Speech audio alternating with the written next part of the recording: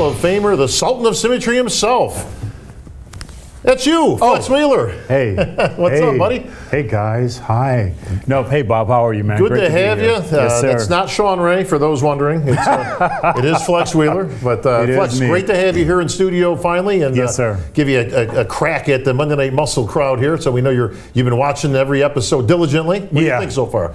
Man, I have enjoyed it. It's been a long time waiting for us to have this type of broadcast system. Hasn't happened back in the ESPN days, so I mean, kudos to Jake for putting this all together and giving our sport the type of recognition that it deserves. Well, Flex, I've seen you a little bit, throughout the years, obviously, on bodybuilding maybe stage. Once or twice. But we do go back, for those who don't know, we actually go back to the early 90s, along with some other present company of Ronnie Coleman and Matt Mendenhall. That other guy, Kevin Lavroni, that guy named Kevin, he did okay. Paul DeMayo, from the 91 Nationals, the often talked about toughest nationals, toughest amateur lineup of all time. As the folks are looking at it, you can see Ronnie Coleman right over across, That's and right. there we are, bro. You supposedly beat Ronnie in that show, didn't you? I'm still pissed about that. I think I beat him. I know I beat Mendenhall. Should have beat him. And our good friend Chris Cormier was in that mix also in seventh place, and Edgar Fletcher. Yeah, some true legends. I think that was probably the most heaviest national of all time. Definitely. Well, some great times back then, and we trained a lot of years at Golds together, so I got a chance to see you up close and personal, getting ready for those Arnold victories and all that. Just real quick, because we're going to get to our first guest for today, Flex, but what do you think looking back on such a storied career now that you're post-competition years? It's great. I was actually talking to Ronnie a few weeks ago, and we were so focused on competing and doing better. It's almost like a blur. I don't know about you. When people mention like, oh, you wore this at this show or what song, I can't even remember it all. Yeah. It's such a blur, but thank God for YouTube and stuff like that so I can go back and reminisce. But it was just great being in that era of so many legends now. I mean, it was just a beautiful thing. So I'm honored to be there, but even more so honored not to be on stage anymore. Well, you've certainly had your trials and tribulations since then. We'll get into that a little bit later, but you were quite the character, Flex, throughout all the years. And as we talked about many times in the past, there is a difference between Kenneth Wheeler and Flex Wheeler. Definitely. And like I said, we'll revisit that for the fans a little bit later. Yeah. But speaking of great characters. Oh, gosh. Our guest today is one of the best characters in the sport. Yes, sir. And we were talking a little bit earlier. Our producer Nico was actually asking me, he's like, well, how would you categorize him? Was this guy a competitor? Was he? It's like, nah, he's kind of an industry personality is the best way I can put it. But joining us in the studio today via Zoom, our good friend C.T. Fletcher. What's up, C.T.? I am blessed. How you doing, young man? Hey, Compton Superman. What's going on? I feel underdressed when I look. Well, we're in studio, so we got to look the part. But CT, you're probably home, looking relaxed, and people don't generally see you in such an environment. They usually see you setting things on fire, lifting things up in the gym, throwing some F-bombs out as you're getting a pump on. I was going to ask you about that, Bob. Is this show PG or? No, listen, we're not FCC rated, bro. So you can let it fly. Just be yourself. But before we get any further, a lot of people don't know this, but it's amazing to me. What does the CT stand for in CT Fletcher? It actually stands for nothing. It's my, just the initials. CT. I was born Cetric. CET. RIC. And, my mom threw the T in there. It's usually done with a D. And my grade school teacher in the third grade, Mrs. Berry, named me CT. And I've been CT, and I had it legally changed about 10 years ago to CT. Wow. Now, you just heard as you were on waiting to get introduced, but there was a difference between Flex Wheeler and Kenneth Wheeler, which we've gone in depth before. We'll revisit that again in an upcoming program. But is there a difference between Cetric Fletcher and CT Fletcher? No. No difference? Nope. What you see is what you get. Absolutely, 100%. And so you better have your guy on the button who bleeps people out. On standby, Bob. We ain't bleeping nothing. Like I say, be yourself. That's why we got you on here, bro. Flex, what do you think? No difference, he says, between these two guys. No. I've historically known CT. I mean, fought martial arts, you know, served in military and everything like that. And obviously we've shared some health problems. So no, the guy is just amazing. And CT, you know, we just want you to be your normal self, big brother. You know, obviously a lot of us call you big homie, big brother.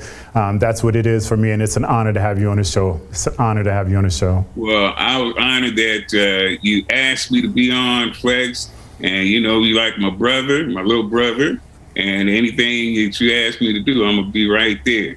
And Bob, I like that jacket, man. And you know, you're going to want to be borrowing this after the show. Absolutely. Hey, put it on eBay. There you go. I got a bidder already, Flex. You're going to have to bid against. He already asked for it. So. No, so, the big homie has first bids, man. Big homie has first bids. So CT, you know, you mentioned Flex mentioned you guys have both, you know, gone through, you know, some ups and downs, and most notably and recently some health issues. Now, for those of us that have followed you online, you've done some crazy stuff over the years, crazy ass workouts, right? All that hooting and hollering. We'll get into that in a minute. But and all of a sudden you had a setback, and it kind of humanized you a little bit. Like most people looked at you and went, "Man, this guy's just superhuman. He's you know, he's crazy. He's nuts. I love him." And, you know, that's kind of how you gained your fan base. How was it when that happened to you? And if you can tell the viewers what happened to you. Well, it's like anything. You know, you're walking around thinking you're indestructible, and life comes along and proves to you how wrong you are. And when old people used to say that tomorrow's not promised to you, they were absolutely right. Man. So I'm going along doing pretty well. I didn't get on YouTube until I was 53 years old, but I was, you know, still pretty good shape, still in there working out with the young fellas, still doing my part. And all of a sudden, life comes along, slaps the shit out of you, knocks you down, and all that Superman from Compton, sidewalk cracking, speed busting was over with in the blink of an eye, man. I had a massive heart attack, and all that was gone, and then eventually had a heart transplant. So what did you feel? What did you start to feel to know that you were even sick? I mean, you know, what warnings did you have, big homie? You know what, Flex, I'm glad you asked that, man. Most people don't ask that. It was, you know, it didn't, the heart attack was the end result of, you know, what I had been feeling for quite some time, as you know. Right. Because I seen you a lot at expos. We traveled a lot, all over the globe. Australia, everywhere. Yeah, exactly. You know, at 53 years old, and I kept telling myself, you know, I'm going to take a rest. I'm going to take a rest, because my body was telling me, oh, man, you can't keep this up, man. I'm working out with Cali Muscle and all these professional wrestlers, and I'm trying to, I don't want to show them, you know, that I lost anything, I lost a step. Didn't want to show a chink in your armor. Exactly. I'm still a Superman from Compton. I may be old, but I will say I'm still a Superman from Compton. And I could, you know, I felt my heart, I felt like it was too much strength. Because I had, you know, open heart surgery some years prior. I had a aortic valve put in prior years to that, and had already flatlined 3 times during that surgery. Wow. So, you know, I kept pushing myself, and my heart finally said, you know what? I ain't taking it no more. You pushed me too far, and this is as far as I'm going. I can't take it no more. Well, CT, take us back a step. Now, most people know you from the YouTube videos in the bodybuilding world, the expos we've all seen yet. You know, you've created really quite a niche for yourself within the bodybuilding and fitness industry.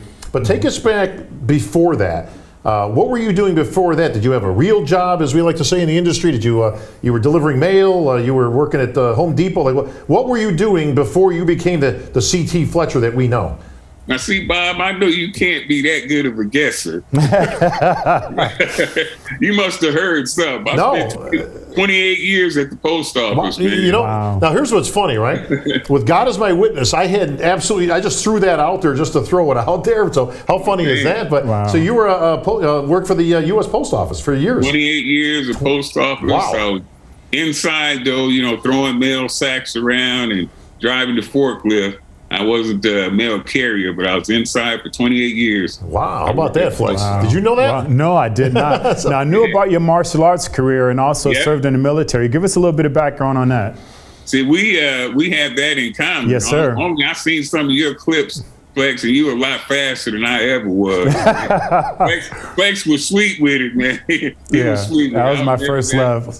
Yeah, oh man, But I seen a picture of you and your flying sidekick, so you were no joke either. Well, I did my thing. But I realized, after a little while, that fighting was not my first love. It was something I did. I did it mostly just to prove to myself that I could do it. That I could fight in front of a crowd, that I could take on, because that's a hell of a lot of pressure. It's different than a street corner. I know you know. Yes, sir. Yes, sir. And then a bunch of screaming people, a bunch of people yelling. And if you make the wrong move or get caught, seem like everybody in the whole auditorium went, ooh. Oh, man. Yep. Did you see that? And that's a lot of added pressure, man. I'm like, you know what? I'll fight. If somebody fuck with me, I'll fight them. But otherwise, fighting is just not my... not something I love to do. Well, lifting weights, I love that. Yeah, there's certainly easier ways to make a living than getting hit in the face, as any of us would attest. Even Flex did martial arts for years, and it's not an easy way to make an actual living. But they couldn't hit Flex though. Nah, he was too fast, man. You can't hit what you can't see. I loved it. It's my first love, man. I loved it more than bodybuilding, still do. And if all this didn't happen to me, I'd be fighting right now. But I just. Man, and you know this, and most fighters know this. I mean, when you're watching a fight and you get hit, everybody's like, "Oh, that must have hurt," but you don't feel it. It's like adrenaline. It's like when I got touched, I'm like, "Yeah, man, let's get it on." You know what I'm saying? So, it's all that. I mean, adrenaline has you so pumped. Seek and destroy, man. It's on. What's it? Now, CT, what gets you into bodybuilding? Did you start out wanting to be a competitor? Did you want to get on stage, be another Flex Wheeler? You had a poster of him hanging up in your locker at school. Like where does the bodybuilding part come into play with you? Well, see, I would have. I'm a little bit older than Flex, just a tiny bit. As we say on the streets, just a teeny bit. Yeah. I have pictures of Sergio Oliva, or Larry Scott and people like that. Were people I would have looked through the magazines and see their pictures. So a little bit before Flex, but I was doing my powerlifting thing when Flex was, winning all the titles and shit. So you started out as a power lifter, actually. That's where your background is from. Oh, most definitely. I tried bodybuilding for a little bit. And I'm like, fuck, man, I ain't working my calves. we said the same thing, but you were smart enough to get out of it. We stayed in it. But hang on, we're going to get to the transition into the crazy gym stuff in just a minute. Back after the break with CT Fletcher.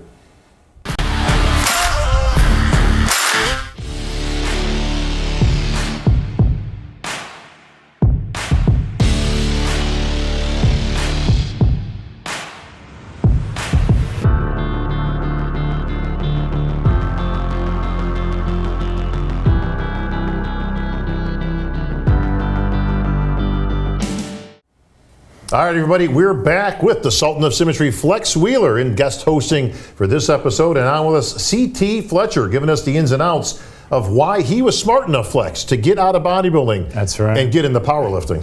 So, CT, you set some world records. I've seen videos of you. I've seen your story about the McDonald's and everything like that. What got you into powerlifting? Well, what did it? Like I said, I was joking a little bit, but a little bit of that seriousness in there, man. You had, like they call you the Sultan of Symmetry. I, was not symmetrical. I had little bird calves. I didn't want to put in the time and dedication or whatever the fuck it took to get them, to match up with everything. I'm like, fuck my calves. If I could go down there and lay on the bench press or do some curls, and I don't need calves to do that. I can show these guys who's the strongest without doing that. So. Well, give us some numbers, CT. Flex mentioned you got some records out there. You put up some impressive weights. I know from seeing some stuff myself. So give the viewers an idea of how much iron you were throwing around at that time. Well, my strict curl world record was 225 pounds. Strict curl is head, back, and butt against the wall. That's a strict curl. And my best bench press in competition was 650. Did 705 in the gym, but that don't count. So it all counts. No, it all counts. So I remember a video of you talking about when you walk in, you were so confident that you were going to win. You walked into the powerlifter meet and you said what to everybody? Which one of you motherfuckers is coming in second?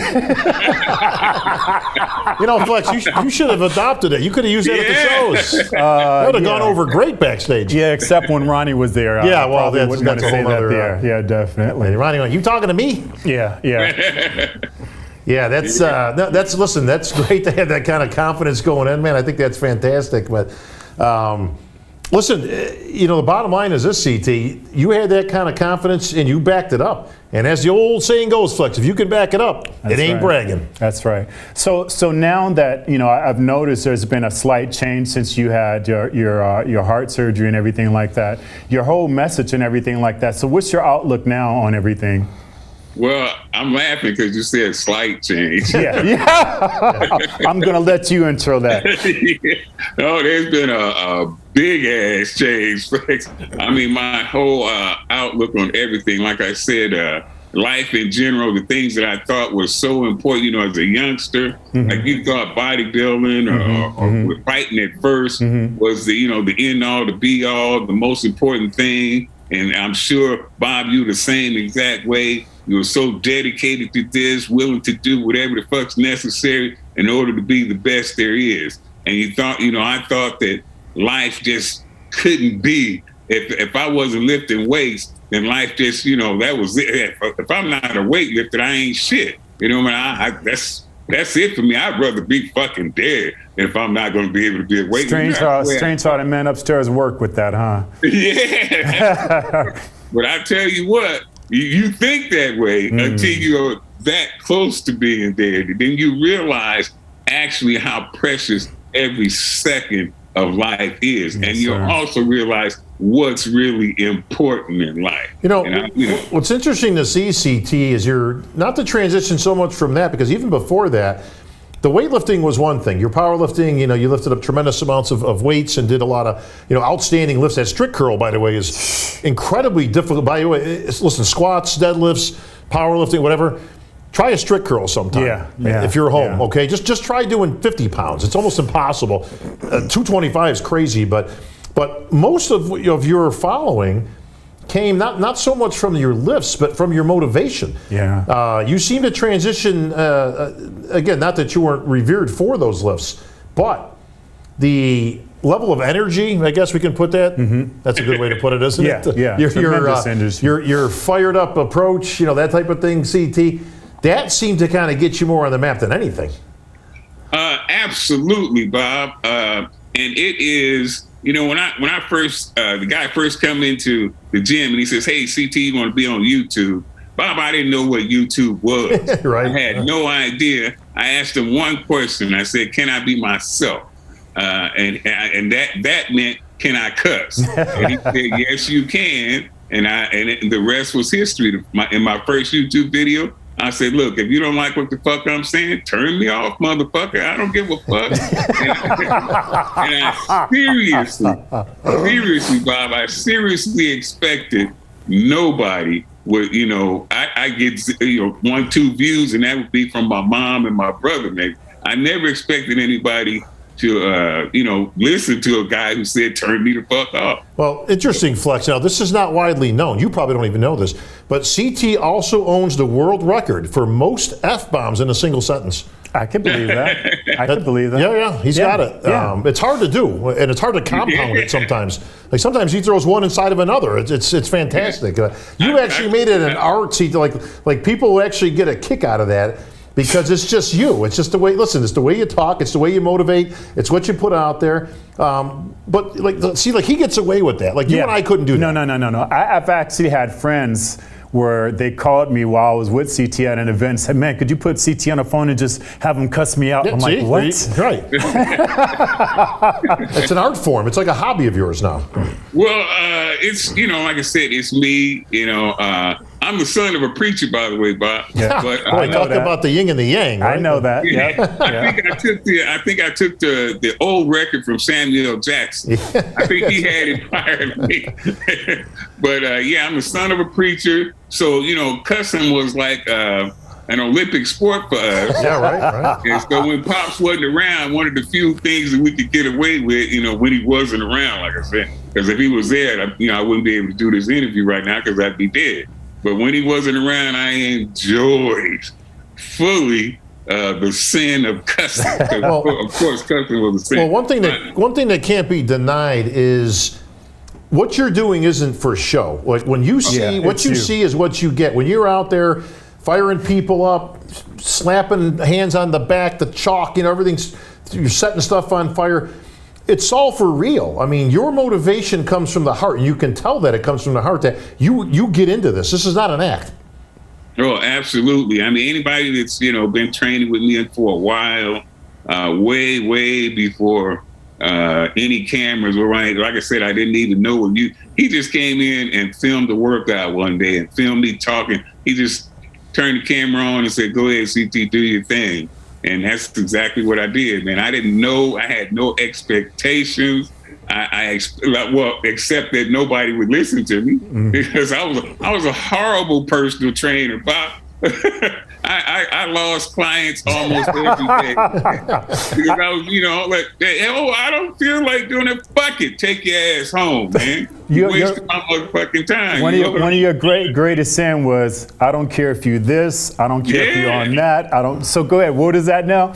Man, I don't care if your diaper's wet, your uncle, your auntie calling you, you're late for dinner, the baby. I don't give a fuck about nothing. It is still your motherfucking set. That's it. Well, I'll say this. This isn't for everybody. Now, you got to have a certain personality that this works with. Seeing you over the years training, like this wouldn't have worked with you. I don't know if that would have kind of jived with your style of training. No, because we're from similar backgrounds, raising as far as the street and realism and everything like that. So yeah, definitely. But I had to do is turn that off when I got into the real world. But obviously, he came at a point where he didn't have to. I just get the idea. If he would have smacked you on the back before you would have turned around and wanted to fight him. I mean, no. In martial arts, we both know in martial arts and training, you get a lot of that. Sure. You get the realism of cussing if you didn't do something properly, or the fear of having to fight a higher ranking person if you wasn't in line. So nope, I'm used to that, definitely. Well, I never slap anybody on the back, Bob. I think that's Cali muscle with the. It's Cali. That's Cali. That's Cali. I knew it was one of you guys that was. Yeah, it's Cali muscle. Yeah. No, I've seen you pretty much do everything else. So what's? Yeah. Oh yeah, definitely. Yeah, I definitely cuss you out. No doubt about that. No, and like Flex was saying, people. I used to be on this thing called Cameo, and people would, they paid me to cuss them out. That's even better. That's funny. Yeah, they paid me to cuss them out. Whoever thought you could make a living out of it? Jeez. Oh, it's a wonderful way to make a living. I bet it is. Now, I bet it is. When you were working for the post office, okay, and you got a lot of years in there, so I assume did you just retire from the post office, or did you just move on to something else? I'm glad you asked that. I had my first, open heart surgery while I was at the post office. Okay. I was given a medical retirement. I was given a medical retirement for 1 year that lasted. After 1 year, they took it back without giving me any further examination, anything. And that's when I had to say, you know what? I ain't got no job. I better start going back to work. And that's when I decided to go around to different gyms and try to get a job as a personal trainer, because the only thing I do other than throwing mail sacks was weightlifting. Wow. So that's how that happened. In these crazy times now, tell us a little bit about your military background, and also your father served, right? Your family's very deep into that. Absolutely. My dad, Corporal Buddy Fletcher, was in the Korean War, and they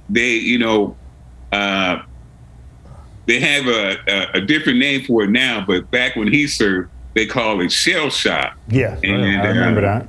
Yeah, he would definitely suffer from shell shock. He would be on guard duty sometimes, Flex, and be patrolling, marching back and forth. And he'd come into the house with my dad, and he'd look at me, Bob, like he'd never seen me before in his life. Wow. he'd be like, "Halt, who goes there?" And I'm like, "It's me, motherfucker." You know what I mean? Your son. So it was pretty rough, man. Now, your father served. Did that trigger and want you to serve also? And what military service were you in? Yeah, Pops was in the Army, and his stories, you know, definitely me and my dad had sort of a competition. It was yin and yang. You know, we were very, you know, he told me at an early age that he hated me, and the reason he hated me was because I was so much like him. Wow. So I wanted to show him that I could outdo him at everything. You a soldier, then motherfucker, I'm gonna be a better soldier. You was tough, then motherfucker, I'm gonna be tougher. You was an athlete, motherfucker, I'm gonna be a better athlete. I wanted to show him that I could outdo him at every fucking thing. So it was a very contentious relationship, man. I was the black sheep. I'm the center. He's a super strict religious guy, and everything, you know, was a sin. And I want to show him, you know, man, everything can't be a sin, Pops. It can't be. So I went out there and did my thing, but I had to try to show the old man that I was better than him. And it was absolutely, hands down, the wrongest thing ever to do. Now, how long did you serve?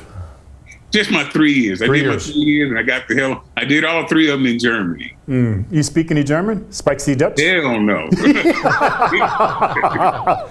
Ich bin Ausländer. He knows all the cuss words. That's what he's got out of German. Oh, Scheiße. Yeah, right? Yeah. That's it. So CT, me and Flex were going down memory lane at the beginning of the segment, talking about the 91 Nationals that we were at competing. There was a guy in that show, one of the best bodybuilders to never turn pro, named Edgar Fletcher. Any relation? No relation. No relation. I wish I was built as good as he was, man. Edgar Fletcher was yo. Yeah. He was put together.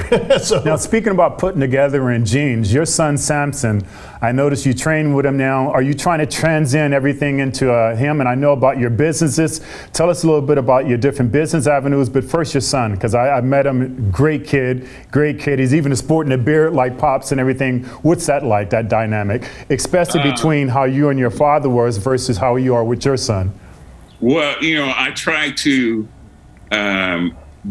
raise my son exactly the opposite of how I was raised, you know, because I didn't want my son and myself to have the contentious type of relationship that my father and myself had. So I wanted to make sure I did everything to try to correct those things, Bob. So now that the Superman is no longer super, the sidewalks are no longer cracking and the sleeves are no longer busting. I have a son. I have 2 sons, actually. And this is my baby boy. I never tried to get any of my kids to be, you know, any type of athlete. If they whatever they want to do, then that's what I'm gonna support them, whatever it is. But he used to follow me around to the gym. He used to come. I used to take him to Gold's Gym up there on the weekends, watch Flex and all the guys training when he was in diapers and stuff, man. So he just came up in. He loved it, and he, you know, I never told. He said, "Hey," he always wanted to go. So now he's powerlifting. He's training. He won his first world bench press title a couple months back, and he's going to be greater than his dad ever was. Well, Flex, who said it better, Samuel Jackson or C.T Fletcher? We'll find out after this commercial break.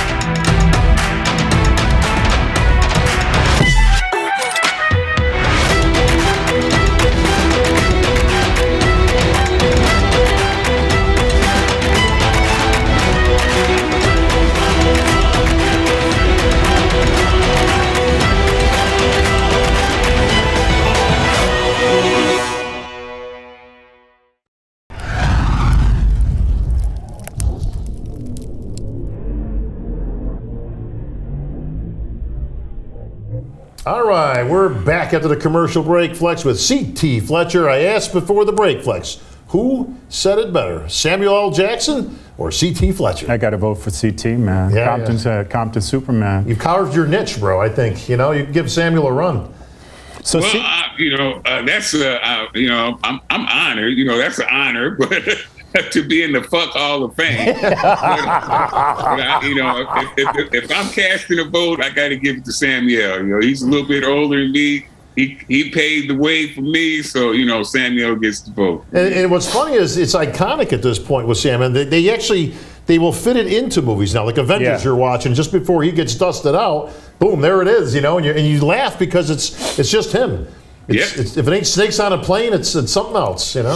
Absolutely. So CT, what is your charge now? What are you trying to transcend to your family and kids through your YouTube page and everything else? What's your focus? I know for me personally, I don't really give a damn about being a legend or anything like that anymore. I just want to be a decent person and caring people, deeply involved in my race. My race is the best race in the world, and I'm talking about the human race. And that all changed through everything I've been through. But, what's your lesson that you're trying to teach? Because we're all aware now that, that time is coming. Flex, man, you could not have phrased that any better. My mother taught me, Flex. She said, son, you have to love everybody. And I said, well, what if they hate me? I asked Bob, I said, what if they hate me, Mom, just because the color of my skin? What if they hate me? And my mother, she cut my face in her hand. She said, son, especially then,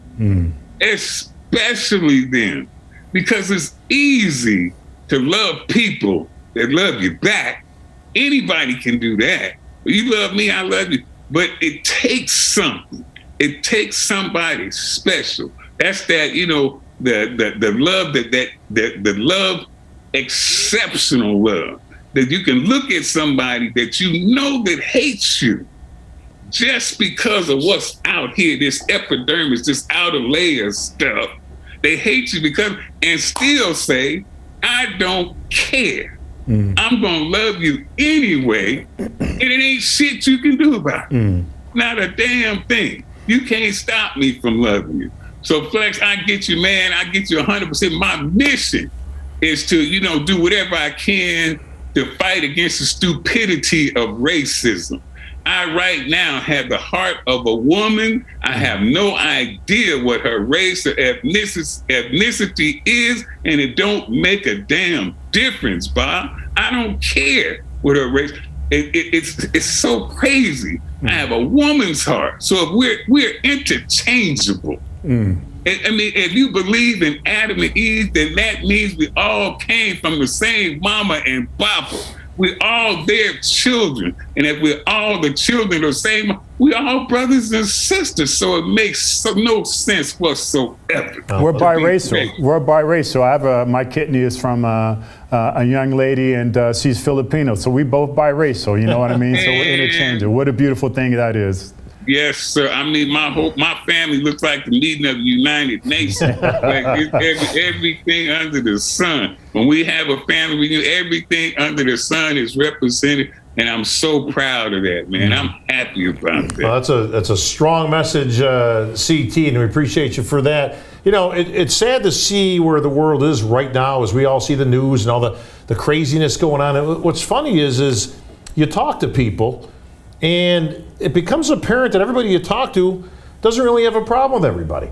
Everybody seems to be good. Like they go, I don't know, you have a problem? No, do you have a problem? No, I'm good, And I get the idea it's almost all politically motivated and driven by the media, which is really kind of sad, that they divide people over this stuff. And bodybuilding of all things. And you can go back into the 50s, with Weider when he started. Probably the least racist of any sport that there's ever been where... Listen, blacks, Latinos, brown, it doesn't matter what color you are. We had champions from all races. Sergio Oliva, back in the early 60s. Cuba. From Cuba. Here's a black Cuban guy, right? On the cover. The title of Mr. Olympia, biggest title in the land. So it's nice that we've all been able to kind of grow up in a sport that has never really been about that, and Embraced all hopefully never colors. will. Yeah, embraced all colors. That's a beautiful thing about bodybuilding, our sport, bodybuilding, fitness, and all that. You know, we've been to all these various different countries, and we get along. It's really broad. It's almost like music, right?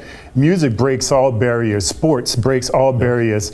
And I'm really proud of what you've been doing, big brother. I've always have been. I remember the first time I seen your video, and I shot you over a message on Facebook, and you responded back, and he's like, yeah, I know you, Flex, and I almost wet my pants. I'm like, CT, know who I am? Are you kidding me? And then meeting you, I forgot it was an event that we met each other at. But man, just what you're doing is just so powerful. You know, we need more people like you, and man, just God bless you for everything you're doing. What are some of the different adventures you're involved in right now? Before I tell you, I want to tell you that I felt the same exact way about you. I said, that's the dude I used to see on the magazine covers, man, and he knows who I am. So I felt the same way. I have the C.T Fletcher Foundation, which was named after my mother, and you know, and the whole mission is to do what I've been just talking to you about, and that's trying to bring people together, man. Any kind of way that I can, I want to try to bring people together and show them how dumb racism. Unfortunately, you're absolutely right, Bob, when you talk about the sport of bodybuilding. Sergio Oliva on the cover, the great Sergio Oliva. I mean, I believe he's the only Mr. Olympia to win a Mr. Olympia uncontested. You know, they heard Sergio was coming. Everybody else said, fuck that. That's exactly what they said. Yeah. So that has not been done since then. You know what I mean? Everybody else, hey, fuck that. Sergio, no, fuck it, I ain't going. That's it, I think he walked into that asking who was going to be in second place. Yeah. And there was nobody there. Yeah. Absolutely, man. I mean, you got to be a bad motherfucker to do something like that, bro. Well, you're pretty bad. You're pretty bad yourself, man. But where can we find you these days, CT? What's next for you, and where are we going to see you? CTFletcher.com. You know, for all things CT Fletcher, everything we got going on is on there. But as far as in-person things, I guess the next thing will probably be Iron Wars. I expect to see you there. Bob. I'll be there, big brother. Send me the information. If they have the LA Fitness, if they're having the LA Fit Expo this year, and it's always a Friday night before the Fit Expo. Well, you can slow them down, Flex, but you can't stop them. CT Fletcher, thanks for joining us here on Monday Night Muscle. We appreciate it. Thank you, brother. Thank you.